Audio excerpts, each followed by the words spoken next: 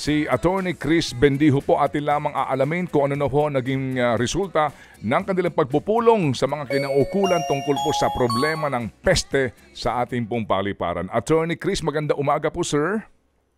Sir Ted, DJ Chacha, magandang umaga po. At salamat muli po sa inyong panahon. Ano na po ang update sa inyong pong meeting? Natuloy ho ba yung meeting nyo doon sa inyong kontratista po sa pest control sa NAIA? Yes, sir. Kahapon po, nagkaroon po tayo ng dalawang pagpupulong. Nung morning po, ang una po nating kinita ay yung ating mga terminal administrator, ang ating mga bisita mula sa Bureau of Quarantine, ang ating medical staff, at mga representatives po mula sa General Manager's Office. No? Gusto po muna nating alamin yung mga obserbasyon nila base sa kumbaga performance nitong ating mga pest control at ang ating housekeeping. Nagkaroon din po tayo ng napakahalagang dialogo no, sa ating quarantine. Meron po silang mga rekomendasyon at patungkol po sa mga chemical na ginagamit, pati na rin po yung kinakailangan po pala ng papalit-palit at rotation ng mga chemical. No, dahil pati po pala itong mga peste natin ay nagkakaroon ng immunity sa mga chemicals na ito. Yung ating medical staff din po, kinita din po natin kahapon. No? Sinigurado po natin na yung mga medical supplies nila para magbigay ng pangunang lunas sa mga ganitong insidente ay sufisyente po ang ating mga supplies. Basid naman po sa usapang yun, sir, ginamit po natin yun at nung mga 2 p.m. po kahapon, kinita po natin lahat po ng ating pest control, pati ang ating housekeeping service providers, lahat po sila ay nagpunta sa aming opisina at nagkaroon po tayo ng pag-uusap sa kanila. No? Marami po tayo, sir, na kumbaga marami po tayong nadiskubre at marami din po tayong mga implement na measures sa mga susunod na araw. Hopefully po makita po natin yung improvement talaga. No? Pwede ho malaman yung mga nadiskubre ho ninyo kung mamarapatin po niyo, attorney? Sige, sir. Una, sir, no, we were contemplating initially, sir, no, yung diba po, nabanggit po natin sa inyo na baka po magkaroon tayo ng mga cancellation ng contracts kung sakasakaling mapatunayan natin na merong kapabayaan.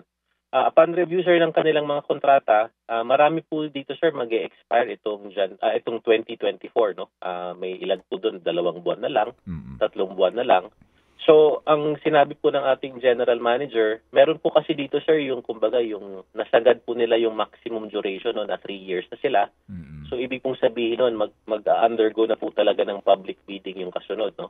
Yung iba naman po, 2 years pa lang at 1 year pa lang, subject to renewal po, sir, no? Kasi maximum of 3 years subject to renewal kung maganda performance. So, doon pa lang, sir, binigyan na po kagad sila ng ultimatum ng ating GM na kapag hindi po tayo nakakita ng magandang improvement magmula ngayon, yung renewal po at yung mga kumbaga po baka po ma-blacklist po no yung mga hindi po maganda ang performance. Related to this, sir, no, na-review din po ng ating legal team ang ating mga terms of reference ng ating kontrata.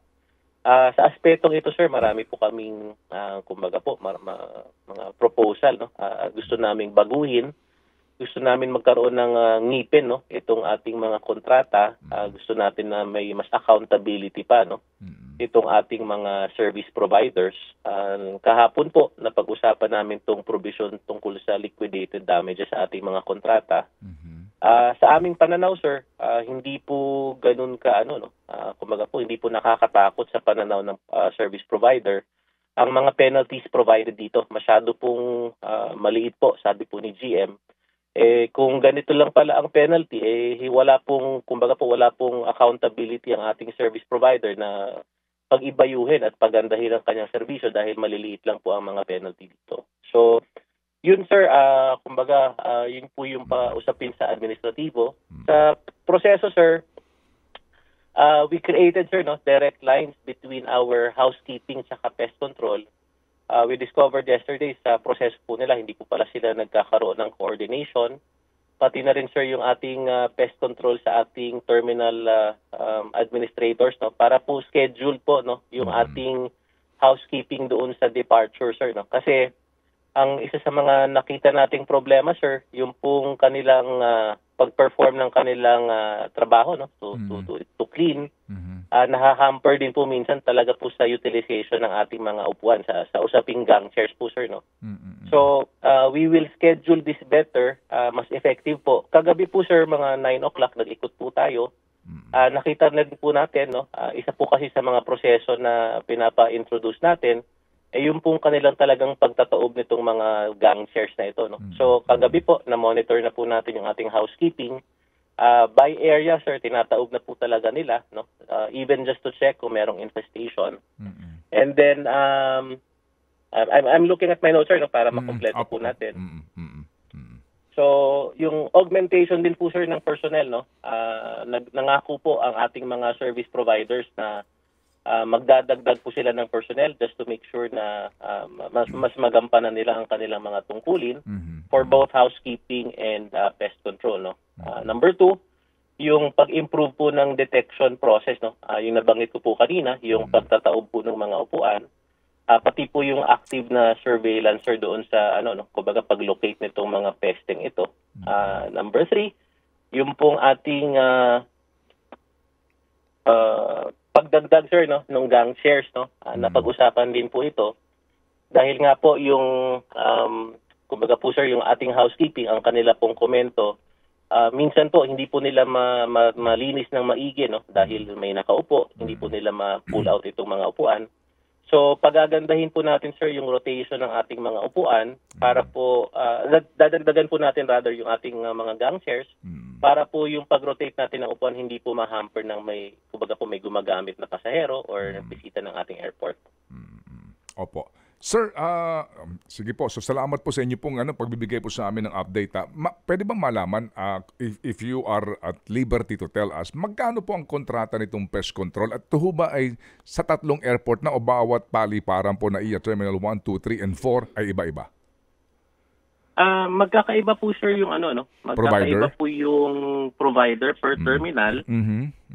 Ang ginawa po dito sa mga kontrata dito, meron po kasing provision dito na kapag ikaw ay isang provider sa isang terminal, ay hindi mo po makukuha yung kabilang terminal, no? Para po iba-iba po sila ng provider. I'm just looking at my sir, no? Opo. Ito po yung can it be sir? Sorry, sir, I didn't bring my reading glasses, but per terminal, sir, on the average, nasa mga 2 million, sir, per terminal ang approved budget for the contract. Is that per month na 2 million? This is annual, sir. Annual, opo. Annual na more or less ganun po ang figure sa bawat terminal para po sa pest control. Yes, sir. Okay. Yes, Opo. Sir, ito hong kontrata ho na binabanggit nyo, kailan po ito na-execute? Kanino pong term ito? This was done, sir. Ito pong hawak namin ngayon, no? Yung iba po, third renewal, second renewal. This was in 2023. Iba-iba po yung petsa. Every year po sila, sir, no? Na-renew po sila.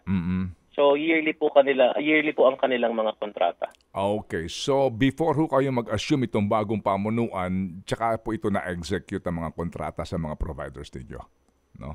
To my understanding, sir, this was some are May, some are July of 2023, sir. Okay. And then doon po sa kontrata, as you know, sa ating obligations and contract attorney, doon po wala namang specific provision na kahit na at no fault sa provider, basta ginusto ng management, nasa inyong prerogative ang pag-terminate nito. Walang ganon?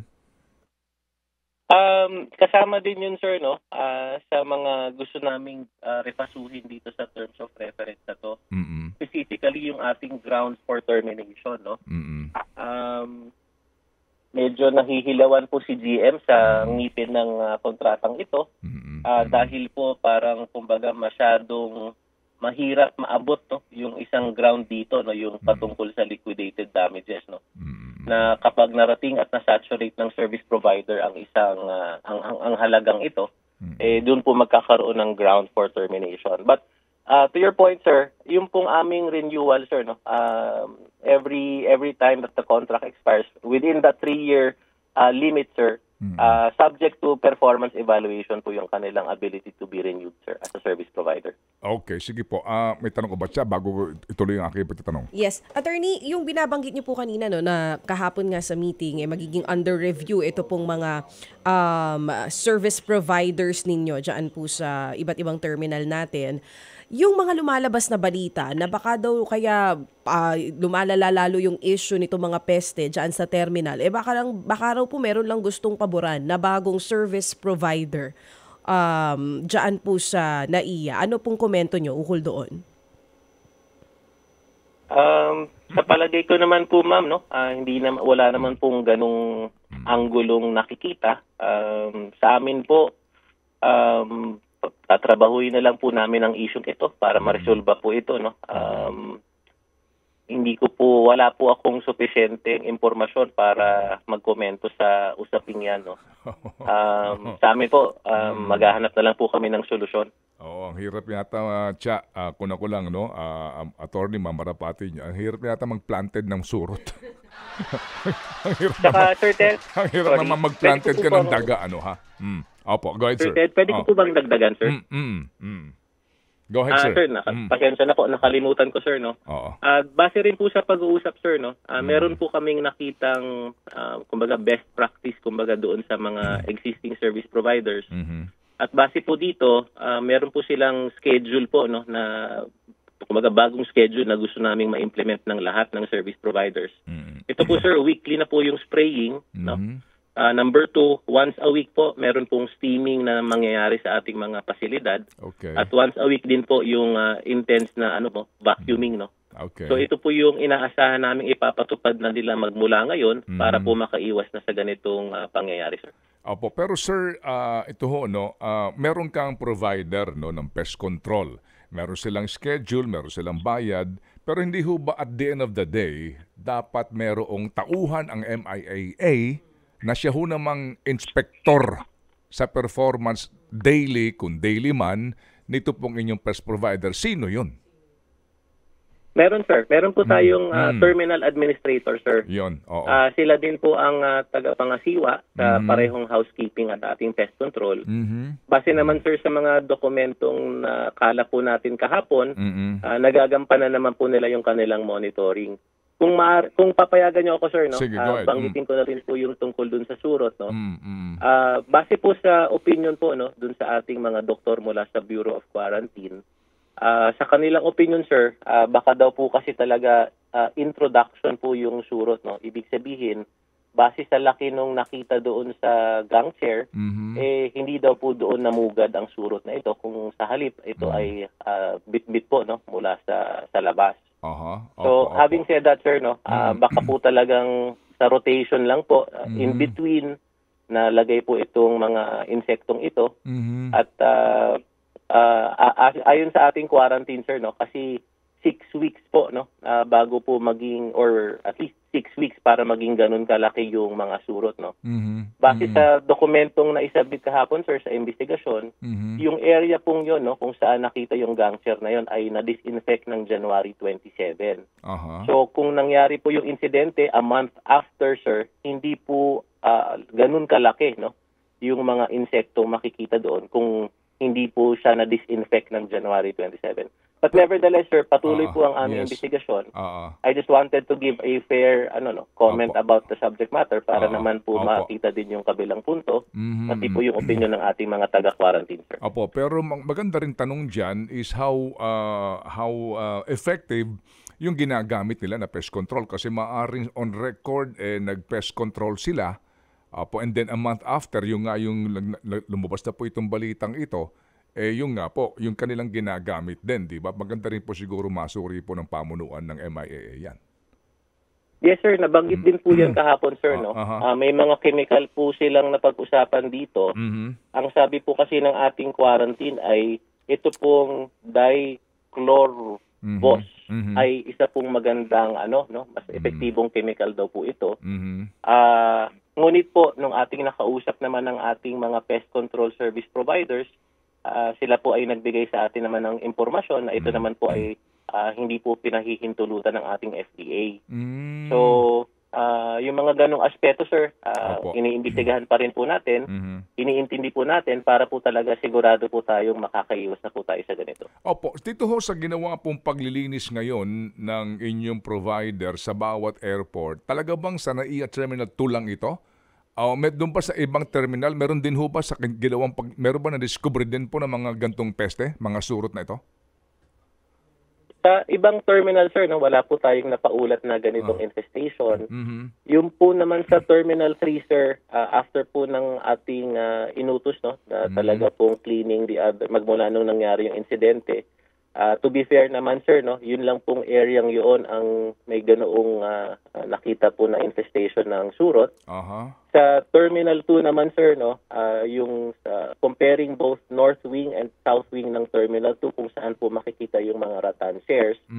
Doon lang po sa south wing, sir, nakita yung kumbaga parang infestation, no, nung surot doon sa rattan shares. So, yun lang po naman, sir, ang mga napaulat at recorded po, no, na mga areas na may infestation. Okay, sige. So, sige. Last question na lang ako, attorney, bago ko ibalik kay Sir Ted. Yung tungkol po dun sa nabanggit nyo kanina, dun sa tanong niya, na kung sino yung nakatoka para i-check yung pest control na ginagawa nito mga service providers ninyo. Ito po ba mga ito contractual or regular, and under review din po ba sila ngayon? Kasi hindi natin, tama yung ibang komento, hindi natin to pwede totally isisi lahat doon sa service providers ninyo. Dapat yung nag-check din ng mga nagpe-pest control dyan, masilip kung talagang ginagawa ng tama yung trabaho nila. Yes, ma'am. Actually, kaya po natin sila ipinulong kahapon dahil gusto po nating makita yung kanilang evaluation sa ating service providers, no. Tama po kayo, sila rin po ay aming pinagpapaliwanag kung ano po ang mga obserbasyon nila dito, kung bakit po siguro nangyari itong infestation na ito, no. Although masasabi na po natin base naman doon sa mga naging findings ay mukhang isolated lang to a very small area of the airport, no. So, pero ganun pa man po, iniimbestigahan pa rin po namin ito. Gusto po namin talagang makaiwas na sa ganitong pangyayari para po talagang sigurado, no, yung ating safety at health ng ating mga pasahero at mananakay sa airport. Okay, sige po. Inyong binanggit na hindi FDA approved yung sinasabi po na mabisang pestisidyo laban sa surot na ito. Ano po sinabi ho ng inyong supplier dito, ng inyong pong contractor? Paano ho ang kanilang ginagawa? Anong uri ng chemical? Meron po sila, sir, na babanggit, no? Pasensya na po kung hindi ko mabanggit ng tama. Cypermethrin at fibronel. Ito daw po yung mga approved ng FDA, no? Although, in terms of yung pong, kaya po natin, sir, binabalanse, no? Kasi ang nagre-recommenda po nung dichlorobos ay yung ating pong taga Bureau of Quarantine. Gusto po nating maintindihan bakit po ang quarantine ay ito po yung opinion at pag tinapat naman natin sa ating mga service providers, hindi naman po nila magagampanan ito dahil regulated po ito ng FDA. Okay, sige po. Sige. So ang kagandahan nga po ngayon, moving forward di ho ba, no, na ngayon nakatutok na ho ang bagong management ng MIAA para masiguro po na hindi na mangyayari itong mga bagay na ito. Doon po sa usapin po din, pareho din po yan sa mga daga, sa mga ipis na ngayon nga po ay nag-viral na ng mga video. Same po ito na sinasabi ninyo na pamamaraan po na gagawin itong inyong contractors? Yes, sir. Lahat po ito ay saklaw ng kanilang kontrata sa airport. In fact, sir, during the meeting, we highlighted, no, na umpisa pa lang ng terms of reference, nakabanggit na po dito, no, na abatement po ng cockroach, rodents, at iba pang mga insekto. Very clear naman po yung kanilang contractual obligation. So, tama po kayo, sir, no? Lahat po ito ay saklaw ng kanilang agreement. Okay, sige po. So, sir, salamat po na marami at kami nga po ay nakatutok dito and we appreciate na kayo po ay amin nakakapanayan para maunawaan po ng ating mga kababayan na kayo po mismo dyan sa MIAA management ay nakatutok dito at di na ho ito mangyayari pa ulit. At ngayon, wala ho kaming pagpunta sa airport ni Chacha, kahit saan siya umupo, asahan niya, hindi naman. Hindi ako susurutin. Siguraduhin po namin yan.